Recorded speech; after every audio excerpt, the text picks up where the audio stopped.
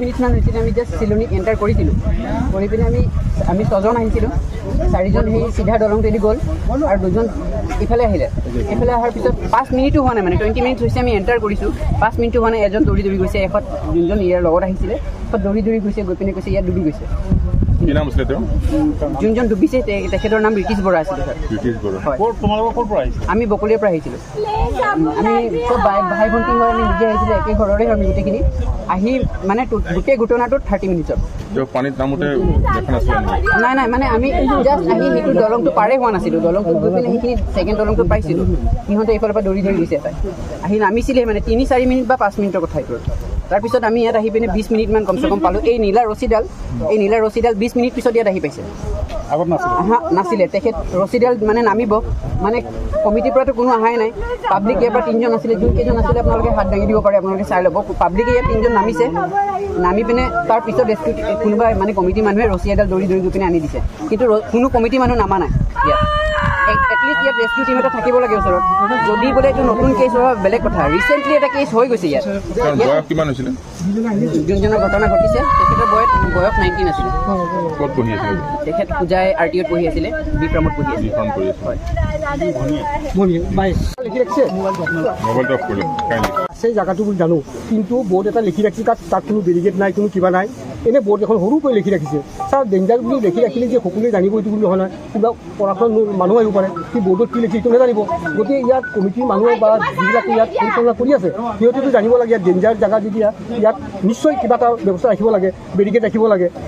একো নাই খোলা বা ইয়াত কমিটিখন থাকিব লাগে আৰু ডেঞ্জাৰ জেগা এইখিনি নাই ইফালে আহিব দিব নালাগে বা এইখিনিত বোলে সোমাব নালাগে তোমাৰ পানী নাহিব নালাগে বোলে সিহঁতে কমিটিখন থাকিব লাগে নাই কোনো ব্যৱস্থা নাই গাফিলতি পূৰা সম্পূৰ্ণ গাফিলতি ছাৰ ইয়াত এটা সৰুকৈ বোৰ্ড এটা লিখি আছে এতিয়া বুলি কৈ বোলে ইয়াত লিখা আছে ইয়াত লিখা থাকিলে কি হ'ব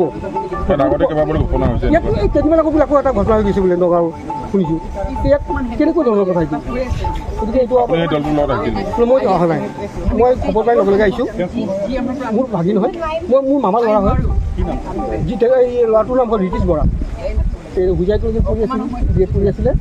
ঘৰত নাহে সি কালি কি হ'ল জানো মন গ'ল ঘৰত আহিলে বাইকো পঢ়ি DLED পঢ়ি আছে দিনত পঢ়ি থকাত কিন্তু ঘৰত আহিলে কালি আমি ছুটি খাই মানে আহিলে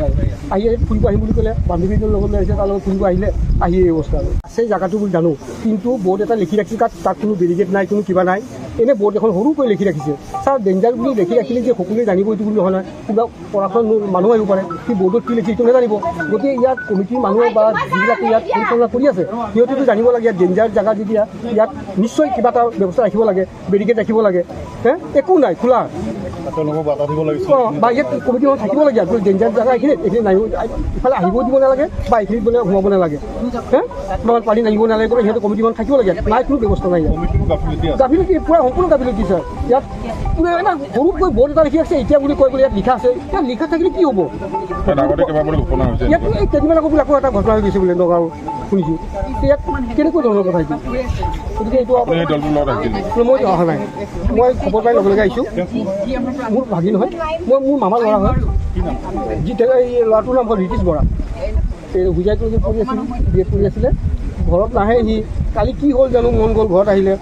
বাইকো পঢ়ি DLED পঢ়ি আছে দিনত পঢ়ি থকাত কিন্তু ঘৰত আহিলে কালি আমি ছুটি খাই মানে আহিলে আহি ফুৰিব আহিম বুলি ক'লে বান্ধৱীটোৰ লগত আহিছে তাৰ লগত ফুৰিব আহিলে আহি এই অৱস্থা আৰু